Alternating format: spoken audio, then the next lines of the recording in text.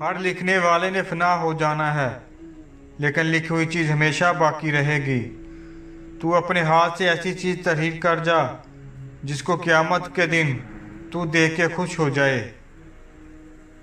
اگر رزق عقل اور دانشوری سے ملتا تو جانور اور بے وقوف بھوکے مر جاتے۔ انسان کی تمام پریشانیوں کی وجہ مقدر سے زیادہ چاہنا، وقت سے پہلے چاہنا، قناعت پسندی کی کمی ہے۔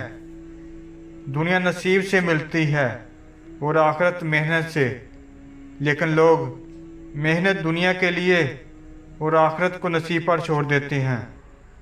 اللہ تعالی ہم سب کو فکر و عمل کی توفیق دے، آمین۔